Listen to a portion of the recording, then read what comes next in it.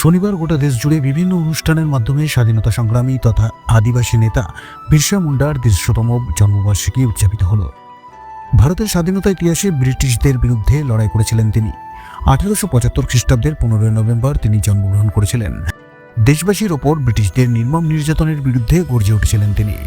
এছাড়াও আদিবাসী সম্প্রদায়ের উন্নয়ন ও তাদের সামাজিক পরিবর্তন ঘটানোর মূলে ছিলেন বিরসা মুন্ডা।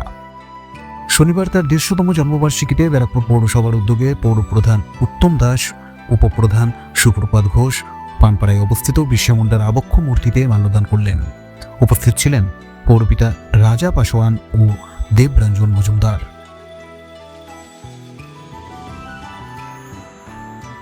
আজকের এই দিনে প্রত্যেক বছরই দীর্ঘদিন উনি উপেক্ষিত ছিল। আদিবাসী সমাজের সেই গুরু বলুন, নেতা বলুন,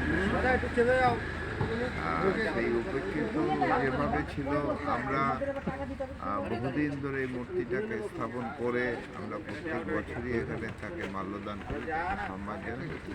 অ্যাকচুয়ালি আদিবাসী সমাজের ইনি ভগবান তুল্য লোক, যে কারণে আমরাও তাকে সেই তাকে স্মরণ করি, তাকে জন্মদিনে মালা দিই।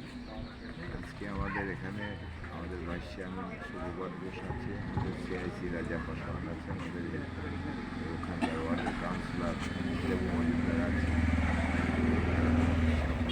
এখানকার আদিবাসী সমাজের বিরসা মুন্ডা ছিলেন আমাদের আদিবাসী মুন্ডাদের সমাজ সংস্কারক এবং তাদের ব্রিটিশ অত্যাচারের বিরুদ্ধে যেভাবে লড়াই করেছেন তাকে এই জন্য আমরা প্রত্যেকে তার জন্মদিন এবং মৃত্যুদিন দুটোই আমরা পালন করি।